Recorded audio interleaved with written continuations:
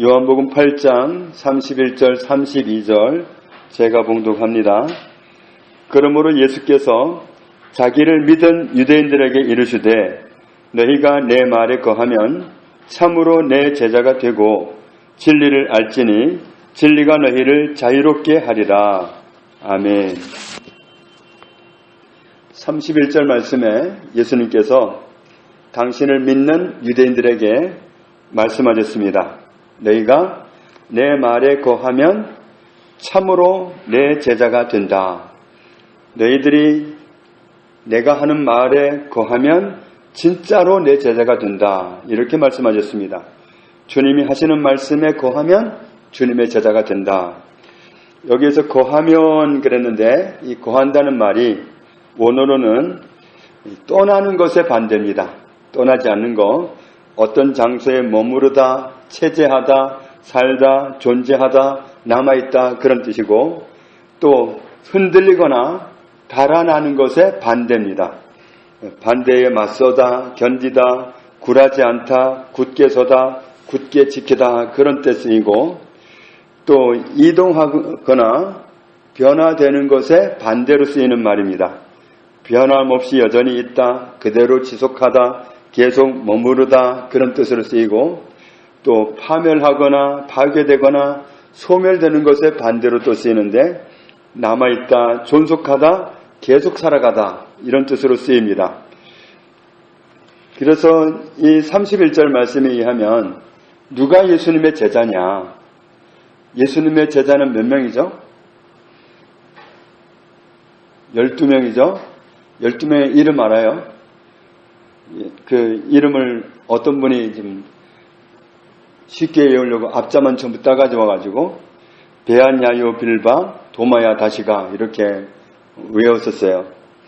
베드로, 안드레, 야고보가 둘인데 세베대의 아들 야고보, 요한, 빌립, 바돌로메, 도마, 마테, 알페오의 아들 야고보, 다데오, 시몬, 가룟 유다 이렇게 12명인데 우리는 예수님의 제자 하면 그렇게 12명, 그 12명이 예수님의 제자다 이렇게 거의 고정관념이 되어 있습니다. 그런데 오늘 말씀에서 어떻게 표현하느냐면 너희가 내 말에 거하면 참으로 진짜로 내 제자다. 예수님 말씀 안에 거하면 진짜 예수님의 제자다. 그러니까 예수님이 하신 말씀을 떠나가지 않고 그 말씀을 흔들림이 없이 붙잡고 살아가는 사람은 예수님의 제자다. 또 예수님이 하신 말씀에 변함없이 그 말씀에다 기반을 두고 살아가는 사람은 진짜로 예수님의 제자다. 또 예수님의 말씀이 자기에게서 사라지지 않도록 붙잡고 살아가는 사람이 예수님의 제자다. 예수님 말씀 안에 거하는 사람이 예수님 말씀 가지고 살아가는 사람이 바로 예수님의 제자입니다. 그래서 예수님의 제자는 12명으로 끝난 것이 아니라 계속 이어지고 있습니다. 그러려면 성경에서 증거가 있어야 되죠. 성경에서 그렇게 일관되게 말씀하고 있어야 사실이 그렇다고 볼 수 있는데 마태복음 28장 18절 이하에 예수께서 나와 말씀하여 이르시되 하늘과 땅의 모든 권세를 내게 주셨으니 그러므로 너희는 가서 모든 민족으로 무엇을 삼아?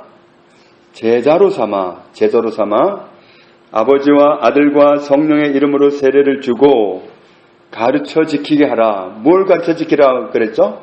무엇을 가르쳐서 지키게 하라 그랬냐면 내가 너희에게 분부한 모든 것을 예수님이 말씀하신 그 모든 말씀을 가르쳐주고 그 분부대로 살아가도록 하라. 그렇게 하면 내가 세상 끝날까지 너희와 항상 함께 있으리라. 그러니까 예수님이 하신 말씀을 붙들고 살아가는 사람이 옛날이나 지금이나 예수님의 제자입니다. 예수님의 제자는 12명으로 끝난 게 아닙니다. 오늘 우리가 예수님의 말씀을 붙잡고 살아가면 나도 예수님의 제자입니다. 그런 사람에게 주님은 어떻게 하신다고 그러냐면 세상 끝날까지 함께 있겠다고 그랬습니다.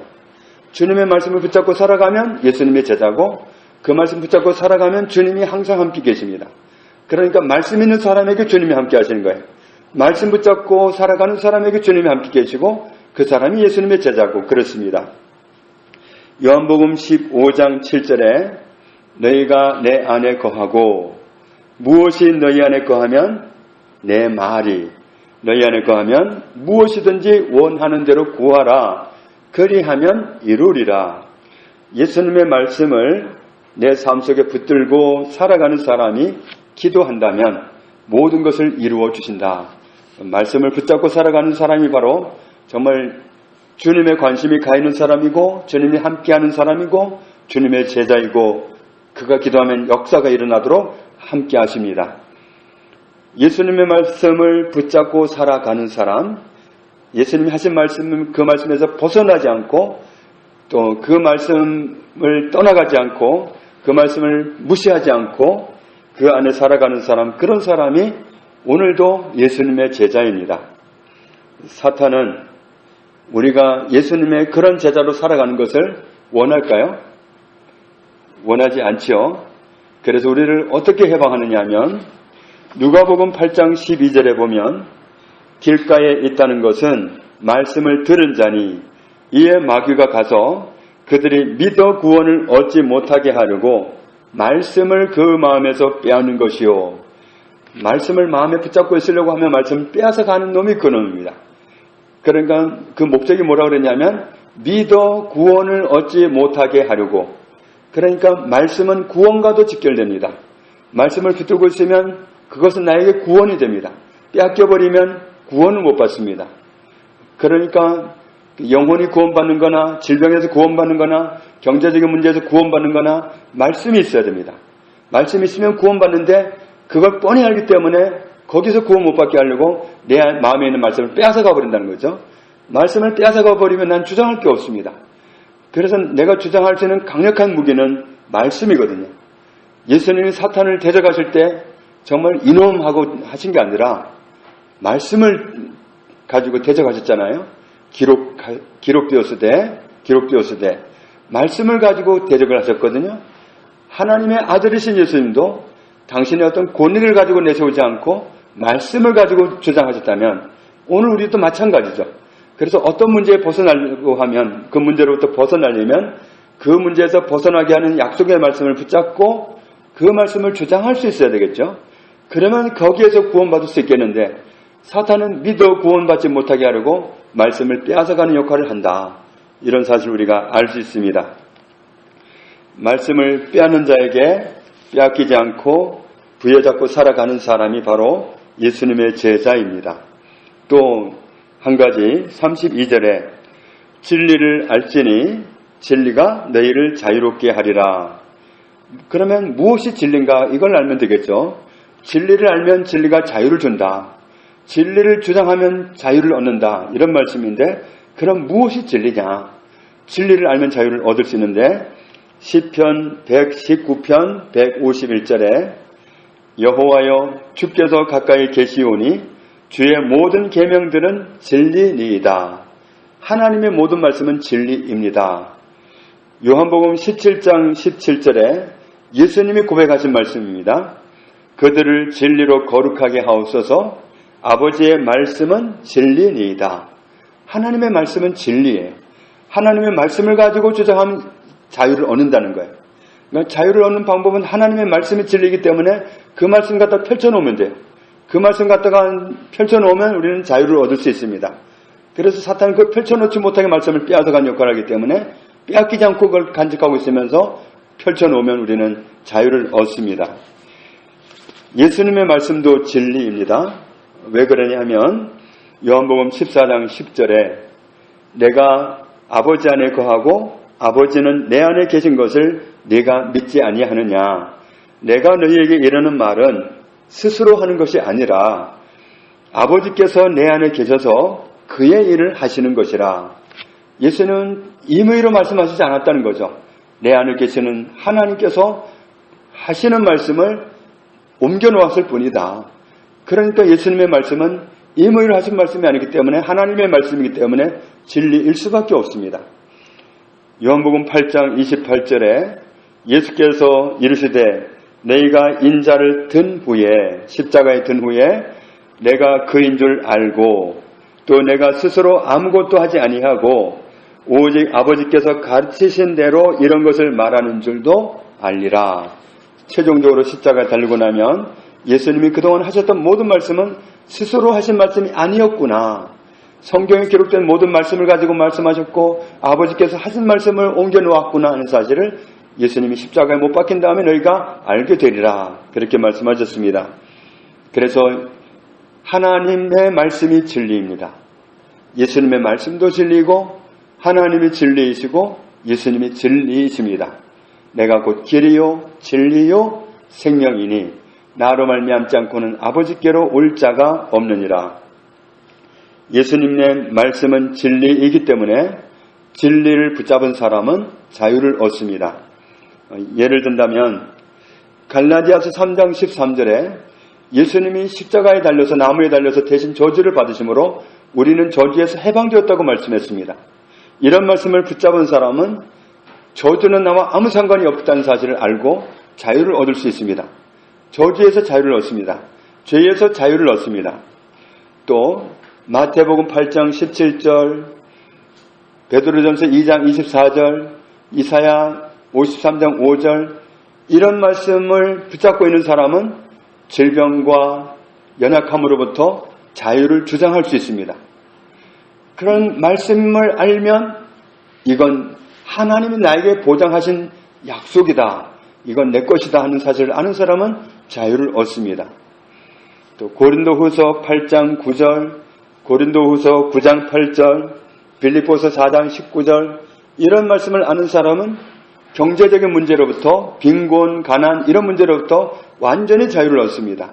이건 하나님의 사람들에게 보장하신 자유를 얻게 하는 경제적인 문제에서 자유를 얻게 하는 약속이기 때문에 이 말씀을 주장할 수 있는 사람은 경제적인 문제에서 자유입니다.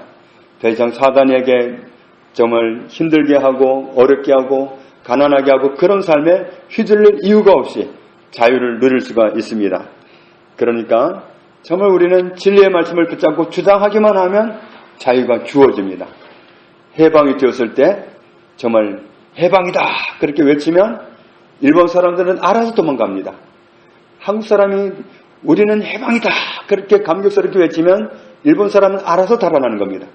우리가 하나님의 말씀을 붙잡고 우리는 질병에서 자유하다. 나는 질병과 아무 상관이 없다. 그러면 사탄은 알아서 도망가는 거예요. 내가 진리를 모르기 때문에 주장하지 못해서 우리가 정말 속고 그러는 것이지 몰라서 속박을 당하는 것이지 알면 주장함으로써 자유를 얻습니다. 주장하기만 하면 걔들은 달아나게 되기 때문에 우리는 자유를 얻습니다. 그래서 우리는 정말 오늘 말씀한 것처럼 너희가 내 말에 거하면 진짜로 내 제자다. 예수님 말씀을 붙잡고 살아가면 예수님의 제자입니다. 뿐만 아니라 예수님의 말씀을 붙잡고 살아가면 자유를 얻습니다. 어디에 가서나 자유를 얻습니다. 누르는 자는 사탄입니다. 그래서 사도행전에 보면 예수님이 가시는 곳마다 선한 일을 행하셨고 마귀에게 눌린 모든 사람을 자유케 하셨습니다. 예수님의 말씀을 듣는 사람, 소유한 사람은 자유를 얻습니다. 우리는 예수님의 말씀을 붙잡고 살아가는 사람이기 때문에 예수님의 제자입니다. 우리는 예수님의 말씀을 붙잡고 살아가는 사람이기 때문에 우리는 자유를 날마다 회복하는 사람입니다. 우리는 자유인입니다. 우리는 예수님의 제자입니다. 왜냐하면 주님이 하신 말씀 안에 거하기 때문에 주님 하신 말씀을 붙잡고 살아가는 사람이기 때문에 주님 하신 말씀을 내 것이라고 주장하면서 권리를 내세우며 살아가기 때문에 우리는 예수님의 제자요 자유인입니다. 우리가 이 진리의 말씀을 새기고서 일평생 예수님의 제자로 또 자유를 누리게 하신 그 은혜 가운데서 살아가게 되기를 주님의 이름으로 축복합니다. 하나님 아버지 감사합니다. 예수님의 말씀은 우리로 하여금 예수님의 제자가 되게 하심을 감사합니다. 우리로 하여금 자유를 얻게 하시니 감사합니다. 우리가 일평생 예수님의 말씀을 부여잡고 참 예수님의 제자로 그리고 모든 눌리는 곳에서 자유를 주장하는 자유를 얻는 진정한 하나님의 사람으로 살아가는 은혜를 누리게 되니 감사합니다. 오늘의 말씀이 우리 가슴속에 일평생 남아있게 하시고 날마다 예수님의 제자로 날마다 자유인으로 사는 제들 되게 하옵소서. 예수님의 이름으로 기도합니다. 아멘.